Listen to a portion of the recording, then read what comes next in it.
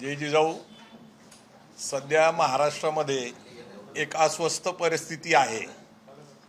महाराष्ट्राचा एकूण अभ्यास केला तर सध्या जातीय तणाव प्रचंड आहे, वर्ग संघर्ष निर्माण झालेले आहेत आणि धार्मिक तणाव तर आहेच. मागच्या 14 पासून हे सातत्याने दिसतंय की धर्माधर्मामध्ये संघर्ष दिसतोय, वर्गावर्गामध्ये दिसतोय, जातीमध्ये दिसतोय. आणि म्हणून संभाजी ब्रिगेडने महाराष्ट्राचा जो इतिहास आहे, महाराष्ट्राचा जो सामाजिक संघर्ष आहे, संतांची जी भूमिका आहे आणि स्वतंत्र भारत याच्यामध्ये निर्माण झालेला 1 मे 1960चा महाराष्ट्र, मराठा तितुका मिळवावा, महाराष्ट्र धर्म वाढावा, तर महाराष्ट्र धर्म नावाची जी संकल्पना या महाराष्ट्राची एक विचारधारा आहे. महाराष्ट्र धर्म हा आपल्या इतिहासात संत परंपरेतनं, समाज सुधारकातनं, स्वराज्यातनं आणि स्वातंत्र्याच्या लढ्यातनं आपल्याला सातत्याने पाहायला मिळतो आणि तो एक खऱ्या अर्थाने एक विचार आहे. त्याच अनुषंगाने आपल्याला आता पुढे जायला पाहिजे, कारण 21वं शतक हे स्पर्धेचं शतक आहे. आज जग बदललेलं आहे.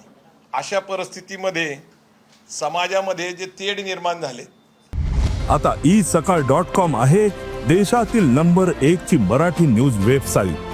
प्रत्येक अपडेटसाठी isakal.com ला नक्की भेट द्या. आम्ही काय फार मोठं काम करतोय असं मी मानत नाहीये, पण एका जंगलाला आग लागली होती आणि एका चिमणीला वाटलं की आग तर मला पूर्ण विझवता येत नाहीये, परंतु मी माझ्या चोचेने काही पाणी टाकल आणि आग विझवण्याचा प्रयत्न करल, असा संभाजी ब्रिगेडचा प्रयत्न आहे. पिंपरी चिंचवडला अत्यंत यशस्वी असा महाराष्ट्र धर्माचा कार्यक्रम झाला. धर्म म्हणजे धारणा करणं, धर्म म्हणजे त्या पद्धतीने जगणं. रूढ अर्थाने जे आपण धर्म पाहतो त्या धर्माचा विचार या ठिकाणी आम्ही मांडत नाहीयेत. आम्ही समाज, माणूस म्हणून आम्ही सगळ्यांनी एकत्र यायला पाहिजे, मानवतेच्या विचाराने पुढे झाला पाहिजे, असा तो विचार आहे. तर त्यासाठी महाराष्ट्र धर्म याच्यासाठी आम्ही बालगंधर्वला 14 सप्टेंबर 2025 सायंकाळी 5 वाजता एक सभा ठेवलेली आहे. देशाला दिशा देणारे आपले जे प्रेरणास्थान आहे त्यांना समोर ठेवून डॉक्टर दीपक पवार, जे अध्यक्ष शालेय शिक्षण अभ्यास समिती कृती समिती जी आहेत, जे आता सध्या मराठीचं आंदोलन चालवत आहेत, ते प्रामुख्याने महाराष्ट्र धर्मासाठी या अनुषंगाने मराठी आणि महाराष्ट्र त्याची समाज सांस्कृतिक विचार याच्यावर बोलणार आहेत. डॉक्टर श्रीराम पवार हे संत परंपरा, समाज सुधारक आणि स्वातंत्र्याच्या आंदोलनातलं महाराष्ट्राचं योगदान आणि महाराष्ट्र धर्म याच्यासाठी ते बोलणार आहेत. यापूर्वी ते आपल्या कार्यक्रमात महाराष्ट्र धर्मावर बोललेले आहेत.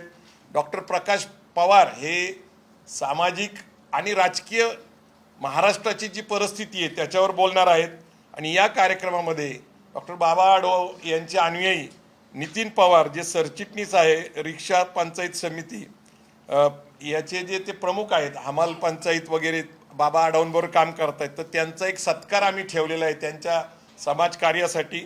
आणि कॉम्रेड किशोर ढमाले, जे सत्यशोधक संघटना आहे, सत्यशोधक सभा आहे, याचे ते प्रमुख कार्यकर्ते आहेत आणि त्यांचाही आम्ही या ठिकाणी सत्कार ठेवलेला आहे.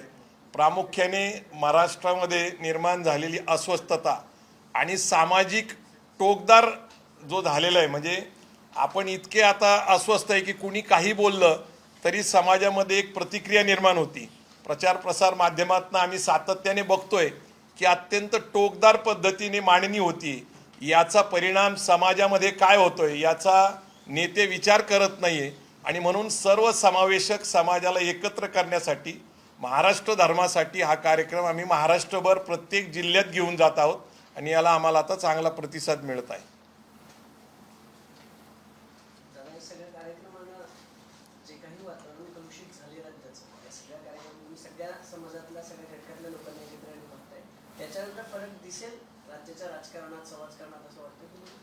नाही, आपल्याला इतिहासात जर बघितलं तर स्वतंत्र भारतानंतर 1950ला राज्यघटना आली, आपल्याकडे निवडणुका सुरू झाल्या.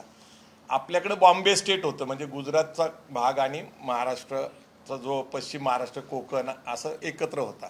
संयुक्त महाराष्ट्राच्या चळवळीच्या निमित्ताने संपूर्ण महाराष्ट्र एकटावलेला आपल्याला बघायला मिळतो. सगळ्या विचारसरणीचे लोक एकत्र आले आणि महाराष्ट्राच्या निर्मितीसाठी, मुंबईसह महाराष्ट्राच्या निर्मितीसाठी एकत्र आले. तर सर्व विचारसरणीचे लोक लोकशाहीमध्ये अपेक्षित आहेत. वेगवेगळ्या विचारधारेच्या लोकांचा वैचारिक संघर्ष होईल आणि समाज प्रगल्भ होऊन पुढे जाईल. परंतु सध्या तसं दिसत नाही. विचार मांडत असताना द्वेष प्रचंड दिसतोय, राग प्रचंड दिसतोय, मत्सर प्रचंड दिसतोय आणि हे लोकशाहीला अभिप्रेत नाहीये. आपल्या संसदेमध्ये, विधिमंडळामध्ये ज्या प्रकारची विचारसरणी आहे त्या प्रकारचे विचार मांडायचं स्वतंत्र आहे. विविध पक्ष संघटनेचे लोक एकत्र विधिमंडळामध्ये ज्यावेळेस मांडणी करतात, सत्ताधारी पक्षाचे लोक मांडतात, विरोधी पक्षाचे लोक मांडतात, पण त्याच्यामध्ये द्वेष भावना नसती.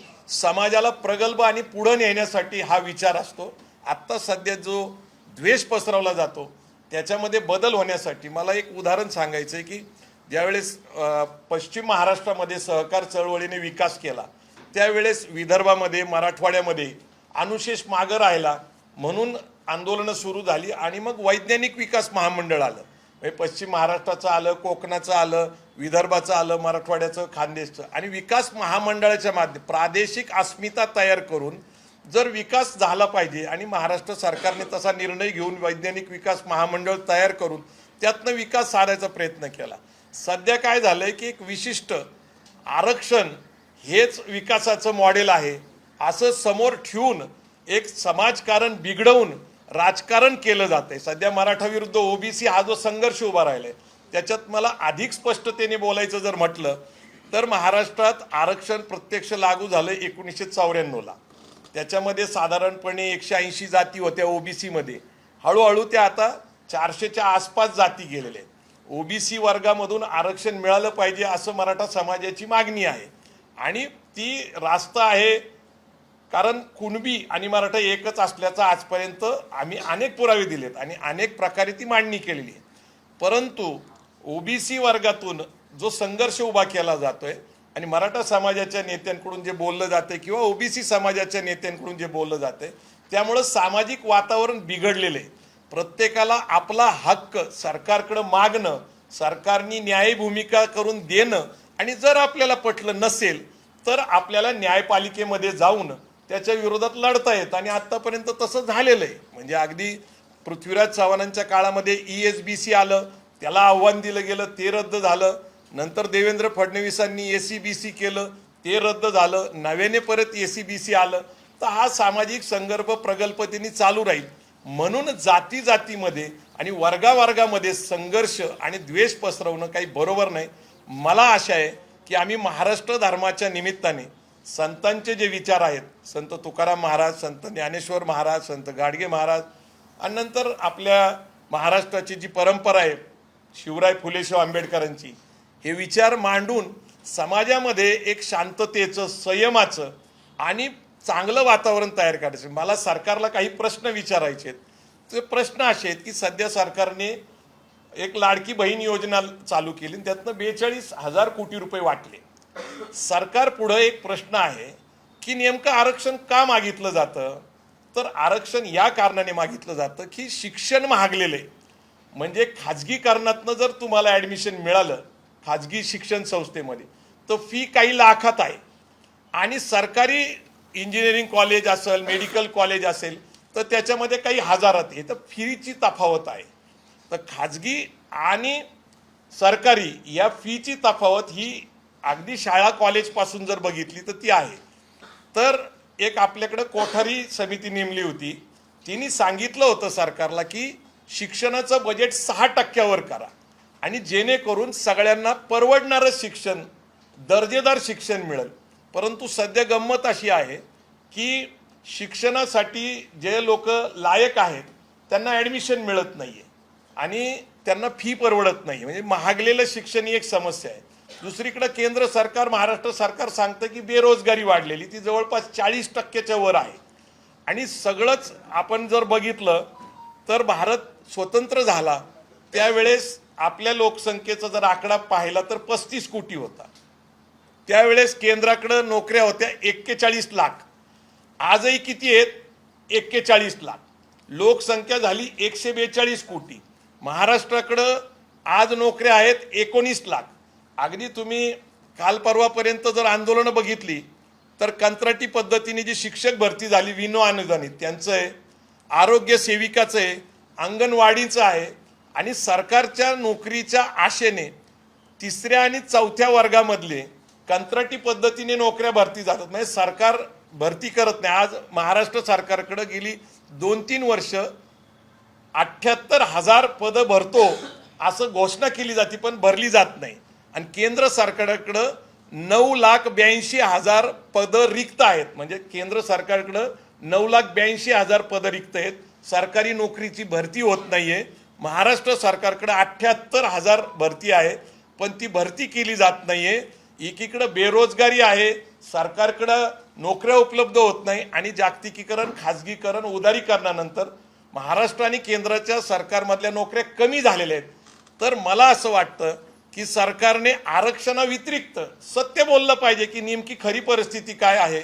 आणि जर मुलांना चांगलं दर्जेदार शिक्षण मिळालं, म्हणजे जगभरात ज्या देशांनी प्रगती केली त्यांनी शिक्षणावरचा खर्च वाढवला, उच्च दर्जाच्या शिक्षणाचा खर्च वाढवला आणि दर्जेदार शिक्षण मिळाल्यानंतर त्या देशातल्या तरुणांनी जगभर जाऊन उद्योग, व्यवसाय, नोकरी करून भारतात परत आले असतील, त्यांनी प्रगती केली असेल. तर आजची जी समस्या आहे तर महागलेलं शिक्षण आणि बेरोजगारी आहे आणि त्याचंच कारण आहे लोक आरक्षण मागतायत.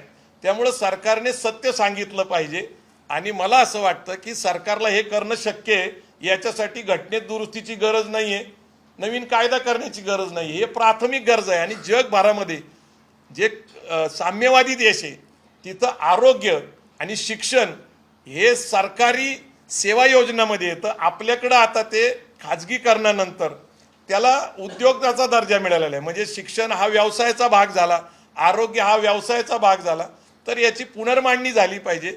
बोलण्यासारखं खूप आहे, पण महाराष्ट्र धर्माच्या निमित्ताने आम्हाला समाज एकत्र यावा आणि इथं एक चांगलं वातावरण महाराष्ट्र धर्माचं व्हावं असं वाटतं. या सगळ्या महाराष्ट्र धर्माच्या कार्यक्रमाच्या माध्यमातून तुम्ही सरकार पुढे काही गोष्टी मांडणार आहात का? म्हणजे काही मागण्या किंवा तुमचं काय जे काही धोरण आहे सरकार पुढे काय घेऊन जाणार आहात? नाही, सरकार पुढं आम्ही 2दा अजितदादांना 2दा चंद्रकांत दादांना भेटलेलो आहे. विषय काय आहे की तुम्ही आत्ताच 3रा राऊंड पूर्ण झाला. 3रा राऊंड पूर्ण झाल्यानंतर तुम्ही जर बघितलं SC, ST, OBC आणि खुल्या वर्गातलं मेरिट हे अगदी 1-2% पुढं मागं झालेलं आहे. त्यामुळं मेरिटवर आता स्पर्धा झालेली. म्हणजे खुल्या वर्गामध्ये SC, ST, OBCचे मुलं सुद्धा आता मेरिटवर स्पर्धा करतात. हे तुम्ही नीट लक्षात घेतलं पाहिजे. पूर्वी जो आरोप होता की SC, STच्या मुलांना 35-40% मिळतात, आमच्या मुलाला 60% मिळतात आणि मग ती तफावत 20%च्या 15%ची राहायची, तर ती राहिलेली नाही पहिली गोष्ट. त्यामुळं आरक्षण वर्गामध्ये जरी तुम्ही येत असला किंवा खुल्या वर्गात जरी येत असला तरी आता मेरिट एकदम कट टू कट झालेले, हे महत्त्वाचा विषय आहे. दुसरा विषय काय आहे, हे मेरिटमधून आल्यानंतर त्यांना सरकारी जर योजनेमध्ये फायदा मिळाला तर त्यांना परवडतं, परंतु खाजगी कॉलेजमध्ये जायचं म्हटलं तर ते परवडत नाही. अगदी आता डॉक्टर प्रकाश पवार जे आपल्या कार्यक्रमाला बोलणार आहेत, त्यांचा मुलगा MBBSला डॉक्टर होण्यासाठी 1 कोटी रुपये खर्च आला. तेच जर तुम्हाला इथं सरकारी मेडिकल कॉलेजमध्ये ॲडमिशन मिळालं तर तो काही हजाराचाच खर्च आहे. अगदी इंजिनिअरिंग कॉलेज जर तुम्ही COPला गेला तर COPला जे फ्री स्ट्रक्चर आहे, तर आमची सूचना काय आहे ते मी प्रामाणिकपणे सांगतो की शिक्षणाचं खर्च वाढवावा, खाजगी शिक्षण संस्थांना अनुदानित करावं, जेणेकरून त्यांना फी स्ट्रक्चर हे सरकारच्या बरोबरीचं राहील. सरकारमध्ये जे फी स्ट्रक्चर आहे आणि खाजगीचं फी स्ट्रक्चर आहे याच्यामध्ये खूप प्रचंड तफावत आहे, काही हजारां काही लाखाची.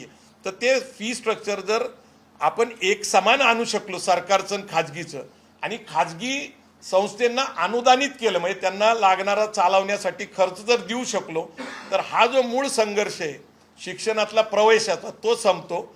आणि अन्य ज्या गोष्टी आहेत त्याच्यामध्ये खूप महत्त्वाची गोष्ट आहे की महाराष्ट्र आज सगळ्यात प्रगत राज्य आहे, आज सुद्धा प्रगत राज्य आहे. सगळ्यात जास्त नोकऱ्या महाराष्ट्रात निर्माण होत्या. तुम्ही MIDCच्या माध्यमातून बघा, ITच्या माध्यमातून बघा, अन्य कारणाने ज्या वेगळ्या खाजगीतनं निर्माण होत्या. परंतु तुम्ही जर बघितलं तर मुलं सगळी बाहेरच्या राज्यातनं येऊन इथं नोकरी करतात.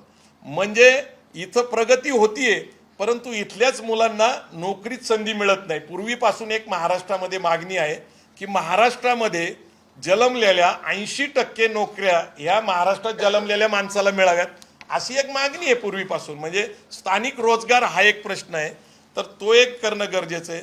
बेरोजगारीचा टक्का कमी करणं गरजेचं आहे. आणि शिक्षण आणि नोकरी हाच मूळ विषय आरक्षण मागणी मागचा आहे असं आमचं म्हणणं आहे. आम्ही त्यांना सूचना करतोय. म्हणजे जर 42,000 कोटी तुम्ही महिला ह्याच्या सक्षमीकरणाच्या नावाखाली म्हणा किंवा लाडकी बहीण योजनेच्या निमित्ताने देत असाल, तर तुम्ही शिक्षणावरचा खर्च वाढवावा, जो कमीत कमी 6 ते 8% अपेक्षित आहे. छत्रपती शाहू महाराजांचं उदाहरण घेऊ शकतो आपण, करवीर संस्थांचं. त्या काळामध्ये शाहू महाराजांनी 23% खर्च हा शिक्षणावर केला होता.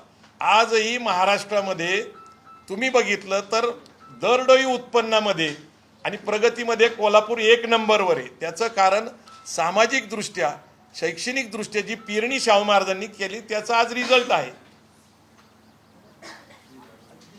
आरक्षण सगळं संपत चाललेलं आहे, दुसरीकडे आरक्षणासाठी जातीजातीमध्ये भांडण आलं. नाही, मूळ प्रश्न काय आहे की सरकारकडे नोकऱ्या किती आहेत हा मी पहिला प्रश्न सांगितला. म्हणजे 41 लाख केंद्राकडं आणि महाराष्ट्राकडे 19 लाख. परत दुसरी महत्त्वाची गोष्ट आहे की खाजगीकरणानंतर नोकर भरती कमी झालेली आहे आणि 3रा आणि 4था वर्ग जो असतो त्याची भरतीच होत नाही आहे. ती भरती होत नसल्यामुळं तिथं जी काही लोक आहेत ती कंत्राटी पद्धतीने आलेली आहेत. म्हणजे सरकारकडे नोकऱ्या नाही आहे, खाजगी क्षेत्रामध्ये सुद्धा बेरोजगारी आहे, परदेशातनं नवीन उद्योग येत नाही आहे, नवीन उद्योग तयार केले जात नाही आहे, बेरोजगारीचा टक्का सरकार जाहीर करते 40%. तर सर्व जाती समूहाचाच प्रश्न महागलेलं शिक्षण आणि बेरोजगारी आहे. तो काय एका जातीचा किंवा एका वर्गाचा प्रश्न नाही. परंतु राजकारणाच्यासाठी जर एक जात आणि एक वर्ग समोरासमोर उभा करून जर काही राजकारण केलं असेल तर ते बरोबर नाही. ते लोकशाहीच्या हिताचं नाही आहे आणि महाराष्ट्राच्या हिताचं नाही. आरक्षणाचा विषय मुद्दा तुम्ही छेडला नाही. जो महाराष्ट्र सरकारनं आत्ता जरांगेच्या हातात जो GR दिला, त्याला आपण आदेश म्हणतात, तुम्ही गेल्या अनेक वर्षापासून हा सगळा अभ्यास केलाय, अनेक तज्ञांना भेटलाय. विषय असा आहे, ओबीसी समाज म्हणतोय की आमच्यावर अन्याय झाला, हे म्हणतात की ओबीसी समाजाला धक्का नाही लागला. नेमका तो GR काय आहे? हैदराबाद गॅजेट लागू केल्यावर मराठवाड्यातल्या लोकांना, मराठ्यांना तो GR काय समजावून सांगा आणि नेमकं यातून मराठ्यांची फसवणूक झाली की खरंच आरक्षण मिळते? माझं मराठी शूद्र नावाचं पुस्तक आहे. त्याच्यामध्ये हे जे सगळे गॅजेटबद्दल आता जी चर्चा होती, मग ती हैदराबाद गॅजेट असेल, कोल्हापूर गॅजेट असेल, सातारा गॅजेट, प्रत्येक जिल्ह्याचं ब्रिटिश गॅजेट करत होतं. आणि त्या गॅजेटमध्ये तिथली सामाजिक, भौगोलिक सगळी जी परिस्थिती आहे, तिथं जे काय आहे त्याचा एक अभ्यास लिहिला जायचा. आणि 1881 ते 1931 च्या जनगणनेप्रमाणे, त्याच्या जनगणनेप्रमाणे त्या जिल्ह्यातील जातीय जी काही वर्गवारी आहे किंवा टक्केवारी आहे तिची फक्त नोंद आहे. आता हैदराबाद गॅजेटमुळं काय होणार आहे की बाबा मराठवाड्यामध्ये कुणबी समाज राहत होता असा त्यातनं पुरावा मिळतो. आता पुढचा जो काही प्रकार आहे तिथं बाबा या गावात इथं कुणबी राहत होते, आता त्या कुणबी समाजाच्या माणसाला जे काही कास्ट व्हॅलिडिटी सर्टिफिकेट मिळसपर्यंतचा प्रवास जो आहे, म्हणजे आता आपण समजा एखादं गाव घेतलं, त्या गावामध्ये कुणबी होते अशी पूर्वीची नोंद सापडली, पण तिथून पुढचा जो प्रवास आहे सर्टिफिकेट मिळण्यापर्यंतचा, तर तो मला अवघड वाटतो. शिंदे समितीच्या नंतर हे निश्चित झालं की बाबा मराठवाड्यात कुणबी आहेत, परंतु आत्तापर्यंत व्हॅलिडिटी सर्टिफिकेटची ही फक्त 5,500 लोकांची झालेली आहे आणि 2-2.25 लाख नक्की माहीत नाही आहे, 2-2.25 लाख सर्टिफिकेट निघालेले आहेत काही पुरावे. तर ते थोडंसं अवघड आणि जटिल आहे, मी तुम्हाला सांगतो. कारण प्रश्न असा आहे की एकदा जर तुमची जात निश्चित झाली, कुणबी मराठा किंवा मराठा कुणबी, तर तुम्हाला वंशवळ जुळवावं लागते पहिल्यांदा. आणि 4 नातेवाईक हे त्या जातीचे तुमचे जवळचे प्राथमिक नातेवाईक आहेत हे ते करावं लागतं आणि ती व्हॅलिडिटी करणं अवघड आहे. म्हणजे कुणबी सर्टिफिकेट मिळू शकतं, पण व्हॅलिडिटी आणि त्याचा लाभ घेणं आणि नक्की किती लोकांना खरंच कुणबी सर्टिफिकेट काढायचं एक, त्याच्यानंतर शिक्षणास पात्र होऊन किती मुलांना त्याचा लाभ मिळतो 2, आणि शिक्षण झाल्यानंतर कुणबी ओबीसी मधून खरंच त्यांना सरकारी नोकरीमध्ये किती फायदा मिळतो. तर हा सगळा जर विचार केला तर आज ओबीसी समाज या GRला हायकोर्टात चॅलेंज करणार आहे असं दिसतंय. आणि दुसरीकडं मराठा समाजामध्ये वातावरण आहे की बाबा आपल्याला न्याय मिळालेला आहे, तर आपल्याला येणाऱ्या काळामध्ये नेमकं हे प्रकरण कोर्टात गेल्यानंतर तो GR टिकतो का इथपासून, तर त्या GRच्या निमित्ताने पुढच्या वर्षभरामध्ये किती लाभ मिळतो हे पाहायला लागेल. दादा म्हणजे सरकारनं फसवणूक केली का? 2 प्रश्न आहेत. या सगळ्यानंतर सरकारनं फसवणूक केली का? आणि समजा हैदराबाद गॅजेट नंतर हे लागू झालं तर ओबीसी आरक्षणाला धक्का बसेल?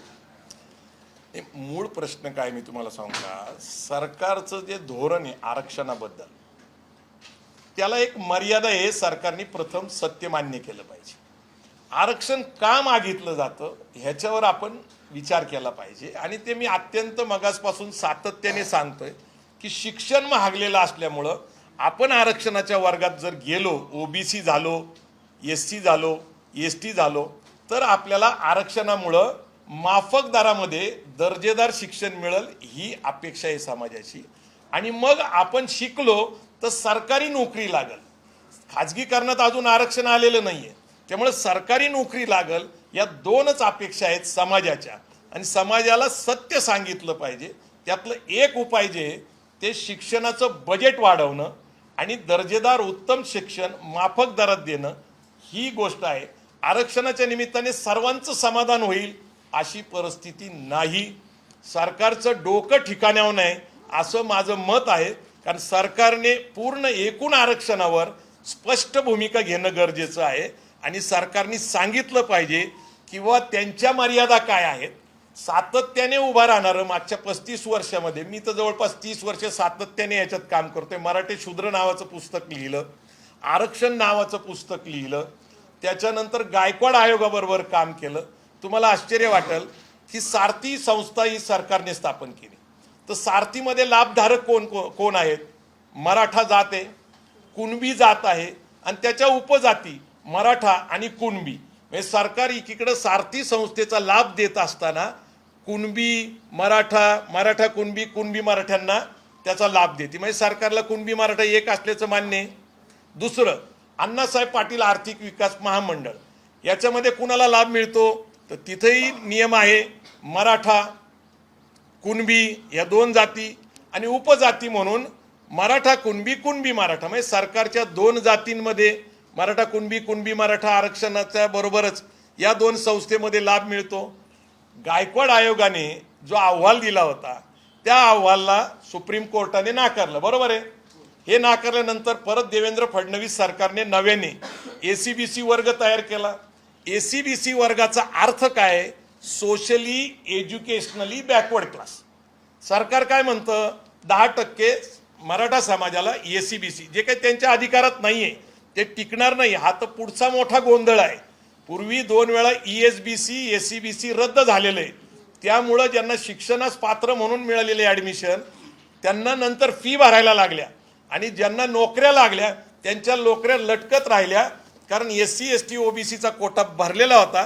ACBC रद्द झाला आणि त्याच्यामध्ये अनेक तरुणांची खूप प्रचंड नुकसान झालं. आणि आत्ता सुद्धा ACBC मधून जी भरती केली जाते ती सुद्धा टिकणार नाही.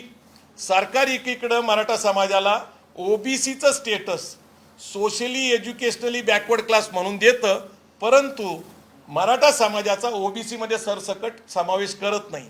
तर याच्यावर बराच खल झालेला आहे, परंतु मला त्याच्यात फार काही बोलायचं नाही आहे. सरकारला जर खरंच काय करायचं असेल तर दर्जेदार शिक्षण माफक दरामध्ये शिक्षणात बजेट वाढवणे आणि बेरोजगारी हटवण्यासाठी नवीन धंदे उद्योग व्यवसाय सरकारी नोकरीमध्ये जे कंत्राटी पद्धतीने भरती केलेली आहे त्या कंत्राटी पद्धतीच्या लोकांना न्याय मिळावा. आरक्षण हा महत्त्वाचा मुद्दा आहे का तर निश्चित आहे, पण आरक्षणामुळेच सगळे प्रश्न सुटू शकतात असं मी मागच्या 25-30 वर्षाच्या सामाजिक जीवनातल्या अभ्यासावरनं सांगू शकतो की सरकारने आता अन्य पर्याय शोधले पाहिजे. सरकारने सत्य बोललं पाहिजे.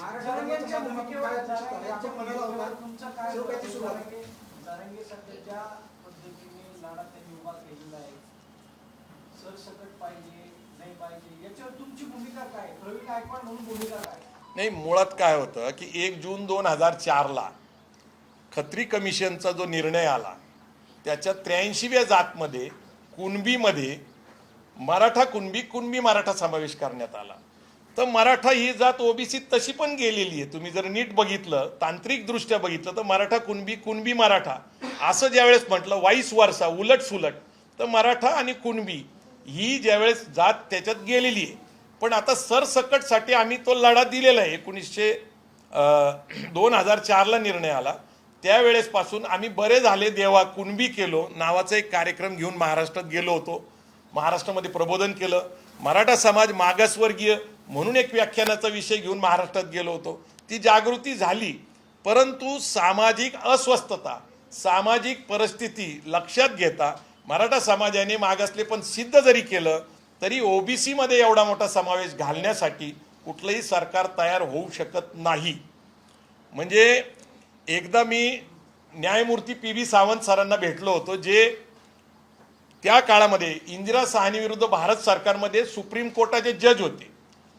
म्हणजे न्यायमूर्ती PB सावंत यांना मी विचारलं होतं की सरसकट मराठा समाजाचा समावेश करणं शक्य आहे का? तर न्यायमूर्ती PB सावंतांनी सांगितलं की ज्या समुदायापासून संरक्षण पाहिजे तेच आता आरक्षण मागायला लागलेत. जर सगळ्या समाजांना आरक्षण दिलं तर ते म्हणतात की आरक्षणाचं औचित्य संपून जातं. म्हणजे खुल्या वर्गातले हळूहळू सगळेच लोक जर आरक्षण वर्गामध्ये आले तर ते नल अँड नील झाल्यासारखं आहे. म्हणजे सर्वांनाच आरक्षण म्हणजे कुणालाच आरक्षण नाही असं ते मला म्हटले होते. नाही, पण जरांगेंच्या भूमिकेवर तुमचं काय म्हणणं? तुम्ही त्यांच्या नाही, कसं आहे की मी कुणाच्या भूमिकेवर बोलत नाही.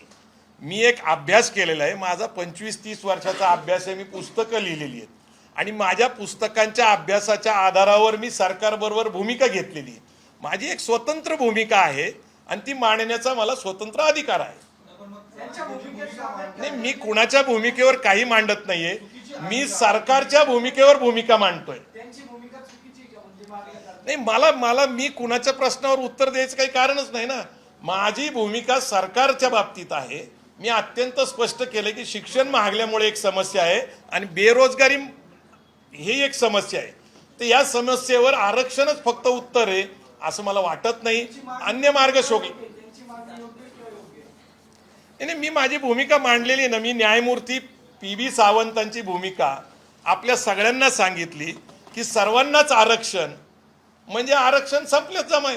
दादा, पण आता हे जो GR आहे त्यानंतर आरक्षण टिकेल का नाही? नाही, असं आहे की आरक्षण हा जो विषय आहे ना खूप व्यापक आहे. मुळात आरक्षणाच्या बाबतीत बोलायचं म्हटलं तर त्याला एक सामाजिक सुधारणेची गरज आहे. मुळात तुम्ही लक्षात घेत नाही की आरक्षण का मागितलं जातंय मराठा समाजाकडून पण आणि ओबीसी समाजाकडून पण. तर त्यांना वाटतं की माफक दरातलं शिक्षण मिळावं आणि नोकरी मिळावी सरकारमध्ये.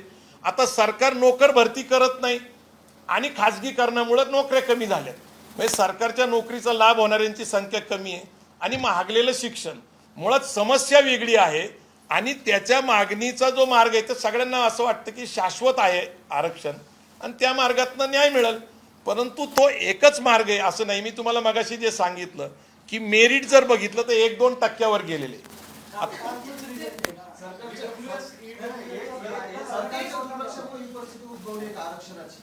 काय म्हणतो? सरकारच्या दुर्लक्षणामुळे ही परिस्थिती उद्भवली का? कारण की मराठवाड्यातूनच जास्त रोष आहे. तर शेती म्हणा, पाणी म्हणा, हमीभाव म्हणा, तो एकीकडं दुष्काळ म्हणा, एकीकडं त्यांची खर्च वाढतोय, पण मुलांच्या शिक्षणाचा खर्च इकडे पण वाढतोय, पण उत्पन्न काही मिळत नाही. त्यामुळे ही परिस्थिती निर्माण झाली. मी मागं सांगितलं होतं की पूर्वी असं अनबॅलन्सिंग झालेलं आहे. पश्चिम महाराष्ट्राचा विकास झाला पण विदर्भ, मराठवाडा, खानदेश, कोकण मागासलेलं राहिलं. म्हणून आपल्याकडे वैज्ञानिक विकास महामंडळ आणली. वैज्ञानिक विकास महामंडळामध्ये अनेक योजना आणल्या. अनेक योजनेच्या माध्यमातून जी काही त्यांची परिस्थिती होती त्यांना अनुदान देऊन तो विकास केला गेला. त्यावेळेस कसं होतं की मराठवाड्याची अस्मिता होती, कोकणाची अस्मिता होती, खानदेशाची, तर ती प्रादेशिक अस्मिता होती त्या भागाच्या लोकांची. पण आता जातीय अस्मिता झाल्यामुळं काय झालंय, जाती म्हणजे त्यातून जे काही लाभ मिळवायचा प्रयत्न करतोय तर दुसऱ्या जाती अस्वस्थ व्हायला लागलेल्या आहेत आणि ते परवडणारं नाही आहे. लक्षात घ्या. आणि म्हणून एकूण परिस्थितीचा विचार केला तर फक्त आरक्षणाने सगळ्या समस्या सुटू शकतात असं मी मानत नाही, आमची संघटना मानत नाही. सध्या आमचा फोकस हा महाराष्ट्र धर्मासाठी आहे आणि महाराष्ट्र धर्मासाठी आमची भूमिका आहे की SC ST OBC खुल्या वर्गातल्या सगळ्या जाती यांनी एकत्र येऊन महाराष्ट्र शांत ठेवला पाहिजे. जातीय धार्मिक द्वेष पसरू नये. सध्या जे नेतृत्व करतात त्यांनी भाषेची मर्यादा पाळली पाहिजे. या भाषेमुळं, नेत्यांच्या भाषेमुळं समाजाचा द्वेष पसरत चाललेला आहे. तर त्यामुळं महाराष्ट्र धर्मासाठी हा महाराष्ट्रात कार्यक्रम घेऊन जात असताना महाराष्ट्राची अस्वस्थ परिस्थिती, टोकदार झालेल्या भूमिका या संपूर्ण लोकशाही पद्धतीने सगळ्यांना हक्क आहे सरकारकडे मागणी करायची. सरकारने चुकीचं धोरण घेतलं तर आपल्याला इथं जे हायकोर्ट आहे, उच्च न्यायालय आहे, सुप्रीम कोर्ट आहे, त्याच्यात त्यांना न्याय मागण्याचा अधिकार आहे. पण समाजामध्ये अस्वस्थता पसरू नये, जातीय वर्गीय धार्मिक द्वेष पसरू नये, याच्यासाठी महाराष्ट्र धर्मासाठी हा कार्यक्रम आम्ही महाराष्ट्रात घेऊन जातोय. सर्वांना त्याच्यामध्ये आम्ही निमंत्रित करतोय, चांगल्या नेत्यांना, चांगल्या वक्त्यांना, आणि त्यातून एक संदेश द्यायचा प्रयत्न करतोय की महाराष्ट्र धर्म टिकला पाहिजे, जो आमच्या संतांचा आहे, जो महापुरुषांचा आहे, जो समाज सुधारकांचा आहे, जो स्वातंत्र्यासाठी लढलेल्या लोकांचा आहे. आणि अगदी 1 मे 1960ला निर्माण झालेल्या महाराष्ट्राच्या आंदोलनामध्ये जे सगळे सक्रिय होते त्यांच्यासाठी आहे. एमपीएससीच्या परीक्षांमध्ये जेव्हा सगळं होत असताना शरद पवार यांनी एक मुद्दा पवार साहेबांनी एक मुद्दा मांडला होता की तामिळनाडू पॅटर्न राबवला गेला पाहिजे आणि संसदेची सगळ्यात महत्वाची भूमिका आहे या सगळ्या आरक्षणाच्या मागणी संदर्भात. तुम्हाला वाटतं की ते तामिळनाडू पॅटर्न जसा पद्धतीने लागू करता येईल? नाही, काय झालंय की तामिळनाडूमध्ये 69% जे आरक्षण आलेले आहे ते पहिला जो काका कालेलकर आयोग होता त्याच्या धर्तीवर त्यांनी त्या ठिकाणी केलेले आहे. ते खूप पूर्वीचं आहे. आता नेमकं झालं काय होतं की 69% आरक्षण आपल्यासारखं नाही. तिकडं schedule caste, schedule tribes, OBC असं बायफर्गेशन नाहीये. तिथलं बायफर्गेशन वेगळं आहे. आणि ते नेमकं नरसिंहराव सरकार सत्तेत असताना त्याच्या अगोदर VP सिंगांनी मंडल आयोग लागू केला आणि मंडल आयोगाचा निकाल येत असताना 50%ची मर्यादा आली. तोपर्यंत तशा मर्यादेवर चर्चा झाली नव्हती.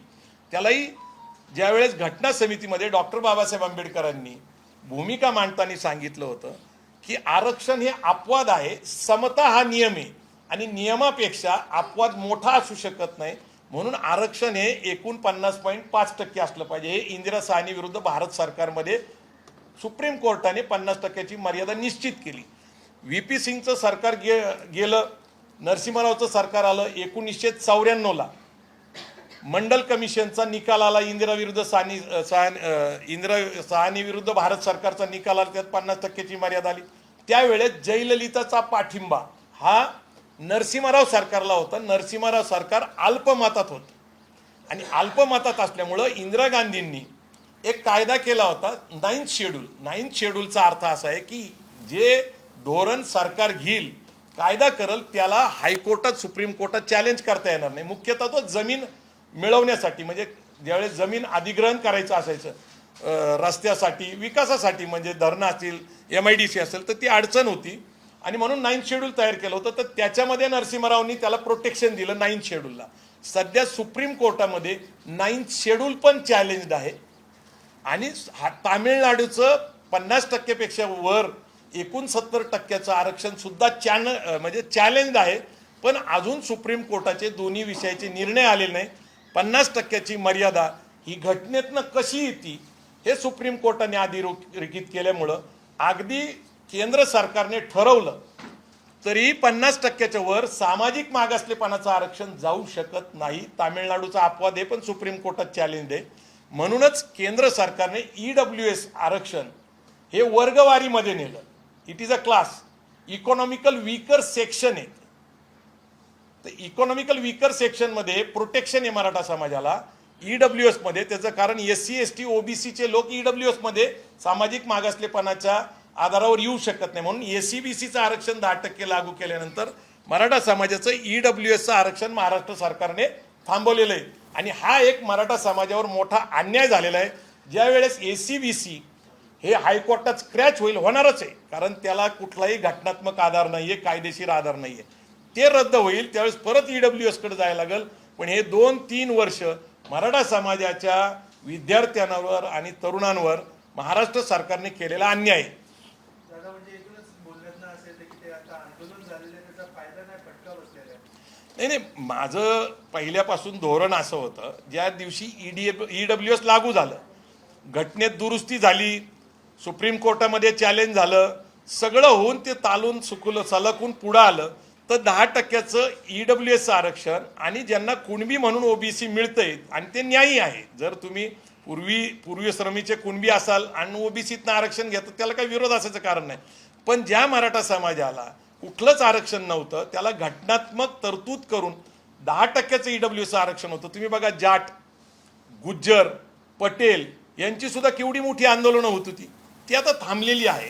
कुठंतरी आरक्षणाच्या बाबतीत समाधान मानलं पाहिजे.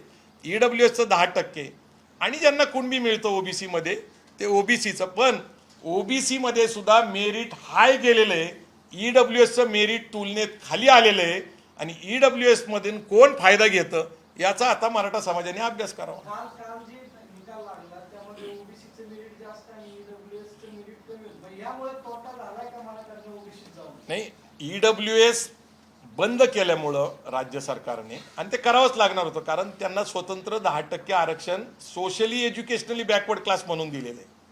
ते भलेही घटनात्मक नसेल, कायदेशीर नसेल, पण ते लागू असल्यामुळं मराठा समाजाला EWSचा लाभ मिळत नाही. मराठा समाजामध्ये एक जागृती झालेली आहे, परंतु महाराष्ट्र सरकार EWS तोपर्यंत मराठा समाजाला लागू करू शकत नाही जोपर्यंत ACBCचं आरक्षण रद्द होत नाही. नाही, पण तुम्ही म्हटले की नेत्यांनी भाषा सुधारली पाहिजे, नीट बोललं पाहिजे, अशी कोण नेते? हे बघा की सध्या जी सामाजिक परिस्थिती उद्भवलेली आहे, जे सामाजिक नेतृत्व करतात त्यांनी समाजाचा विचार केला पाहिजे. नेत्याची भाषा ज्या पद्धतीची असली पाहिजे ती दिसत नाही मला. मी सर्वसमावेशक बोलणारा माणूस आहे, मी एका जातीसाठी किंवा एका समूहासाठी काम करत नाही. आणि म्हणूनच जे पण बोलतायत त्यांनी जबाबदारीने बोलावं, ज्यातून द्वेष पसरणार नाही, एखाद्या जातीचा अपमान होणार नाही, त्यातून काही नवीन दंगल सदृश्य परिस्थिती निर्माण होणार नाही. जबाबदारीने बोलावं. लोकशाहीमध्ये आपला हक्क मागण्याचा प्रत्येकाला अधिकार आहे आणि म्हणूनच आत्ता उद्भवलेल्या परिस्थितीच्या पार्श्वभूमीवर महाराष्ट्र धर्मासाठी हा कार्यक्रम आम्ही आखलेला आहे, ज्याच्यातनं समाजातल्या लोकांमध्ये एक अभिसरण होईल, एक विचार होईल. शिवाजी महाराजांचं स्वराज्य असेल, महात्मा फुलेजी सामाजिक समता असेल, बाबासाहेब आंबेडकरांनी दिलेल्या राज्यघटनेतला न्याय असेल, संतांची शिकवण असेल, याच्यातनं महाराष्ट्र शांत राहायला पाहिजे, समृद्ध झाला पाहिजे आणि प्रगतीकडे जायला पाहिजे. हे आजच्या महाराष्ट्र धर्मासाठीच्या कार्यक्रमामध्ये आम्ही अधोरेखित केलेले. डॉक्टर दीपक पवार मराठी आणि महाराष्ट्र याच्यावर बोलतील. प्रकाश पवार हे एकूणच संत महापुरुष, स्वातंत्र्य आंदोलनातले लोकांचं योगदान आणि महाराष्ट्र धर्म याच्यावर बोलतील. आणि डॉक्टर प्रकाश पवार समाजकारण आणि राजकारण आणि महाराष्ट्र धर्म याच्यावर बोलतील. यातून पुढच्या कार्यक्रमांच्या निमित्ताने एक दिशा निश्चित ठरल. आम्ही ही फक्त सुरुवात केलेली आहे. तुमचे आम्हाला आशीर्वाद आणि मार्गदर्शनाची गरज आहे. दादा, शेवटचा प्रश्न. महिना 1.5 महिन्यापूर्वी जो हल्ला तुमच्यावर झाला होता त्यावेळी तुम्ही म्हटलं होतं की शेवटाची सुरुवात होते आणि ब्रिगेडी स्टाईलनं उत्तर देत खूप आक्रमक सगळा समाज झाला होता आणि ओव्हरऑल संघटना, पण या 1.5 महिन्यात काहीच दिसलं नाही. सगळ्याच गोष्टी सांगून केल्या जात नसतात. जे सांगायचे ते सांगितलेले आणि आता त्याची वाट बघावं लागेल. पण हल्लेखोर आहे तो नंतर माध्यमांसमोर येतो, पुन्हा सांगतो की माझ्या कृतीचा मला काही पश्चाताप नाही. नाही, ठीक आहे, आता त्याचं उत्तर देऊ. आता सध्या तो काही विषय नाही आमच्या पुढं. दादा, जरांगेंच्या भूमिकेला मग विरोध आहे असं म्हणायचं? नाही, तुम्ही तर्क कुठलेही लावू शकता, तो तुमच्या स्वातंत्र्याचा भाग आहे. माझी भूमिका अत्यंत स्पष्ट आहे की ज्यांना कुणबी म्हणून मराठा समाजाच्या लोकांना आरक्षणाचा लाभ घ्यायचा आहे त्यांनी व्हॅलिडिटी सर्टिफिकेट काढावं, लाभ घ्यावा. आणि ज्यांना नाही मिळत त्यांनी EWS मध्ये घ्यावं. पण सध्या EWS बंद केलेलं आहे, त्यामुळे ACBCतलं आरक्षण घ्यावं. पण ACBCचं आरक्षण टिकण्याची शक्यता फार कमी आहे. मनोज जरांगे पाटलांनी जे आंदोलन केलं त्यानंतर नाही, मी कुणाच्या विरोधात नाही. हे बघा, एक लक्षात घ्या, फसवणूक केलं असं काही मराठा माझा एकमेव अजेंडा आहे की महागलेलं शिक्षण याच्यामुळं तरुणांना शिक्षण परवडत नाही, त्यामुळं शिक्षणात बजेट वाढवावं, खाजगी शिक्षण संस्था अनुदानित कराव्यात, 6% बजेट कोठारी आयोगाने शिफारस केलेली आहे. आणि दुसरी बेरोजगारीचा जो प्रश्न आहे त्याच्याबद्दल आहे. कुणाच्या भूमिकेवर मी भूमिका मांडावी एवढा मी काही मोठा नाही. नेत्यांची भाषा जी आहे ती नेत्यांची नावं सांगा ना तुम्ही, असं जास्त हे बघा, आता सगळ्याच गोष्टी तुम्हाला माहिती आहेत, मी वेगळं सांगायची काय गरज. महाराष्ट्रात सध्या मीडियामध्ये आक्रमक बोलणारे, द्वेष पसरवणारे, समाजामध्ये तेढ निर्माण करणारे सगळ्यात जास्त लोक दिसतात. म्हणून मी माझ्या कितीतरी मित्रांनी मला विनंती केली की चर्चेला या. तर मी खूप छोटा माणूस आहे त्यांच्या तुलनेत ज्ञान हे सांगण्यासाठी. एकच नाही आहे, आरक्षणाच्या आंदोलनातच द्वेष पसरवला जात नाही, व्यक्तिगत पातळीवर नेत्यांवर बोललं जातं. आपण कुठला महाराष्ट्र निर्माण करायचा प्रयत्न करतोय? महाराष्ट्रामध्ये जे नेतृत्व करतात, जे पदावर आहेत, जे नेते आहेत, पक्ष, संघटना, आमदार, खासदार, यांनी जबाबदारीने बोललं पाहिजे. कुठल्याही नेत्याबद्दल बोलताना त्याचा अभ्यास असला पाहिजे. कुठल्याही समाजाबद्दल बोलताना त्या समाजाचा अभ्यास असला पाहिजे, त्यांचं योगदान माहिती असलं पाहिजे. उगाच व्यक्तिगत द्वेष पसरवण्यासाठी ते करू नये. आता तुम्ही म्हटलं तर मागच्या पूर्ण 5-6 वर्षामध्ये जर बघितलं तर प्रत्येक प्रवक्ता ज्या पद्धतीने बोलतोय ती भाषाच कळत नाही ना. मी पण एक काळ तुमच्या सगळ्या TV चॅनलवर जात होतो, मी बंद करून टाकलं. दादा, हे महाराष्ट्र धर्मासाठी हा जो उपक्रम आहे, तर याच्यातून जी काही आता तरी मराठा ओबीसी मध्ये वाढली तर ती साधण्याचा, कमी करण्याचा प्रयत्न होईल. काय नक्की त्याच्यासाठी आणि महाराष्ट्र धर्मासाठी ही जी संकल्पना आहे ती आमच्या संतांनी सगळा समाज, बहुजन समाज एकत्र आणला होता. महापुरुषांनी सगळा समाज एकत्र आणला होता, त्यांच्या न्याय हक्काची लढाई लढली होती. अगदी नंतरच्या काळामध्ये संयुक्त महाराष्ट्राच्या चळवळीमध्ये सगळ्या विचारसरणीचे पक्ष, संघटना एकत्र येऊन या महाराष्ट्रामध्ये एक विचार दिला होता की आम्ही सगळे एक आहोत. तर आम्ही सगळे एक आहोत, जात, वर्ग, धर्म वगळता महाराष्ट्राचा एक धर्म आहे. त्या धर्माच्या निमित्ताने सगळ्या लोकांनी एकत्र यावं, सुसंवाद साधावा, शांतता प्रस्थापित करावी आणि प्रगतीकडे वाटचाल करावी, हा याच्या मागचा मूळ उद्देश आहे. हळूहळू हा विषय प्रगल्भ होत जाईल. सध्या आम्ही दीपक पवार हे मराठी आणि महाराष्ट्र याच्यावर बोलणार आहेत. श्रीराम पवार एकूणच समाजकारण, राजकारण किंवा महापुरुष, संत याच्यावर बोलतील. ते एक चांगली मांडणी होईल अशी अपेक्षा आहे आणि ही महाराष्ट्रभर आम्ही कार्यक्रम घेऊन जातोय.